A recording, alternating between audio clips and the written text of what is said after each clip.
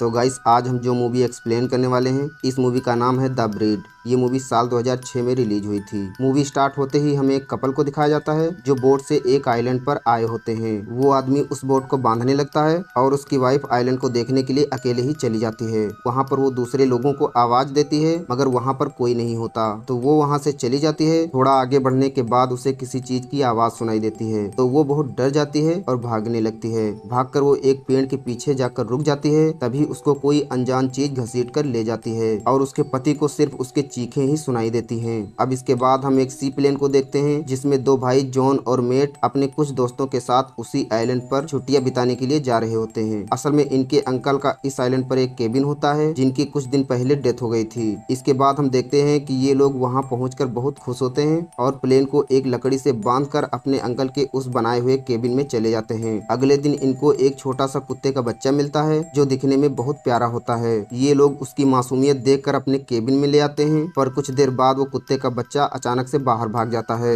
जब सारा और जॉन उसके पीछे जाते हैं तो देखते हैं कि वो एक जगह बैठा होता है। सारा उसे जैसे ही उठाने जाती है तभी वहाँ पर दूसरा कुत्ता होता है जो सारा के पैर में काट लेता है। जॉन किसी तरह से सारा को बचाता है और वापस केबिन में ले आता है। सभी लोग इस हादसे को नॉर्मल समझकर टाल देते हैं क्योंकि जॉन बताता है कि कुत्ता काटने के 7 दिन के अंदर इंजेक्शन लगवाना होता है, इसलिए कुछ दिन हम यहाँ रुक सकते हैं। मैट निकी को बताता है कि यहाँ कुछ समय पहले एक कंपनी ने डॉग्स ट्रेनिंग कंपाउंड बनाया था और यहाँ पर एक कुत्ते को रेबीज हो गया था और सभी कुत्तों में फैल गया, इसलिए मजबूरन सभी कुत्तों को मार दिया गया था। और कहता है कि शायद उसमें से कुछ कुत्ते बच गए हों। अगले दिन हम देखते हैं कि सारा को उस कुत्ते के काटने की वजह से सारा का बिहेवियर कुछ अजीब सा हो गया था। तभी जॉन शिकार करने के लिए जा रहा होता है तो मैट और नोआ भी उसके साथ चले जाते हैं। जब नोआ पिक्चर ले रहा होता है तभी उसके सामने एक कुत्ता आ जाता है। नोआ थोड़ा पीछे जाता है मगर वो देखता है कि उसके चारों तरफ कुत्ते बैठे होते हैं। नोआ वहाँ से भागने लगता है और वो गिर जाता है। तभी उसको मैट और जॉन मिल जाते हैं। नोआ उन्हें बताता है कि यहाँ बहुत सारे कुत्ते हैं जो बिल्कुल भी फ्रेंडली नहीं हैं और ये जगह उनके लिए सेफ नहीं है। तभी उनके सामने एक आदमी आ जाता है जो काफी ज्यादा जख्मी होता है।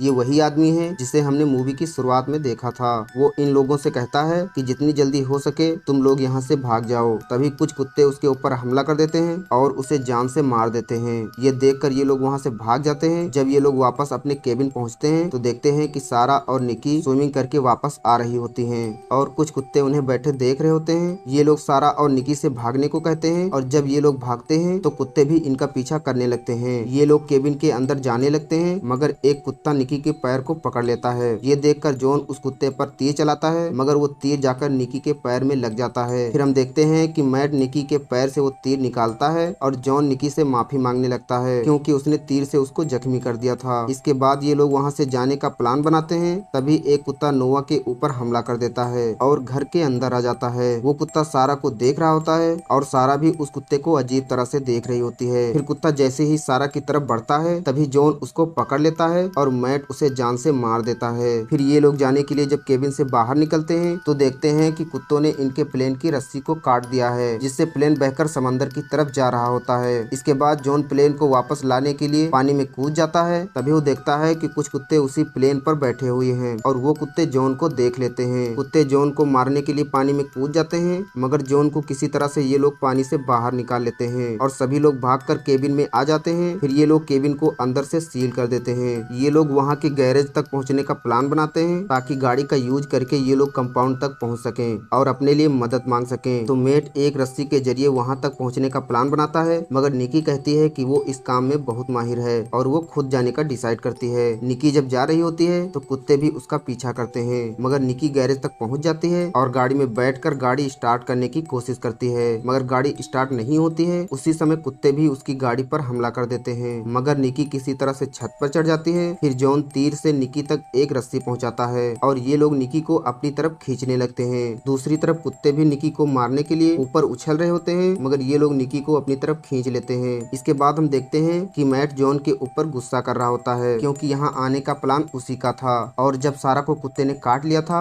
तब भी जॉन ने ही जाने से इनकार कर दिया था। फिर निक्की जॉन को समझाती है कि मैट उसे बहुत प्यार करता है मगर अभी वो परेशान है इसलिए वो ऐसा बिहेव कर रहा है। फिर नोआ सबको रिलैक्स करने के लिए एक म्यूजिक लगाता है, तभी वहाँ पर लाइट चली जाती है और अंधेरा हो जाता है। तो नोआ अकेले ही बेसमेंट में फ्यूज ठीक करने के लिए चला जाता है और वो फ्यूज ठीक भी कर देता है, लेकिन जब वो वापस आ रहा होता है तो लाइट फिर से चली जाती है। तभी एक कुत्ता उसके ऊपर हमला कर देता है और अब कुत्ते भी घर के अंदर आ चुके होते हैं। तभी नोआ की आवाज सुनकर जॉन और मेट बेसमेंट की तरफ जाते हैं मगर वो देखते हैं कि उन कुत्तों ने नोआ को जान से मार दिया था और कुत्ते जब ऊपर की तरफ आने लगते हैं तो ये लोग दरवाजा बंद कर लेते हैं मगर वो कुत्ते वहाँ पर भी पहुँच जाते हैं और इन लोगों पर हमला कर देते हैं। तो ये लोग किसी तरह से भागकर केबिन की छत पर आ जाते हैं और छत पर इनको कुछ पेपर्स भी मिलते हैं जिससे ये पता चलता है कि वो पूरा आइलैंड एक समय आर्मी कैंप हुआ करता था जहाँ कुत्तों के ऊपर एक्सपेरिमेंट किया जाता था, पर किसी कारण वो कैंप बंद हो गया और पूरे आइलैंड पर कुत्तों ने कब्जा कर लिया।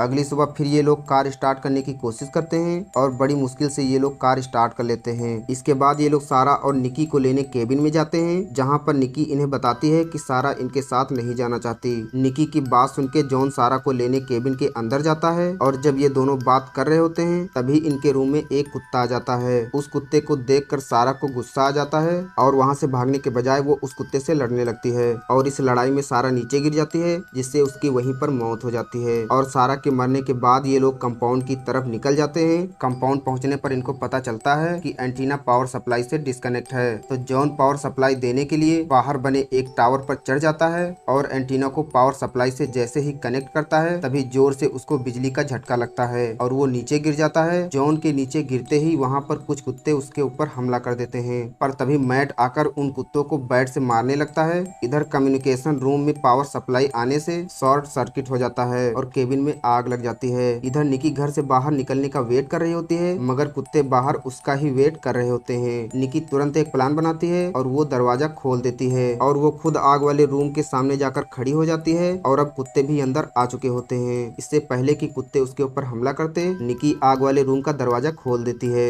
जिससे वहाँ पर ब्लास्ट हो जाता है, जिसकी वजह से बाहर बाकी कुत्ते भी भाग जाते हैं। तभी इधर हम देखते हैं कि जॉन और मेट को फिर से कुत्ते चारों तरफ से घेर लेते हैं, पर तभी निकी वहाँ पर कार लेकर आ जाती है और ये दोनों भी उसी कार में बैठकर वहाँ से निकल जाते हैं और ये कार बिना रोके बोट के पास पानी में कूदा देते हैं और तैर के बोट के ऊपर पहुँच जाते हैं और ये लोग बचकर वहाँ से निकल जाते हैं। फिर हम देखते हैं कि जॉन जैसे ही स्लीपिंग क्वार्टर का दरवाजा खोलता है तो उसमें भी एक कुत्ता होता है और यहीं पर इस मूवी का दी एंड हो जाता है। ये वीडियो आपको कैसा लगा हमें कमेंट करके जरूर बताएं और अगर आपको हमारा वीडियो पसंद आया हो तो इस वीडियो को लाइक करें और अगर आप हमारे चैनल पर नए हैं तो इस चैनल को जरूर सब्सक्राइब कर लें। तो फिर मिलते हैं अगली वीडियो में, तब तक के लिए धन्यवाद and thank you for watching.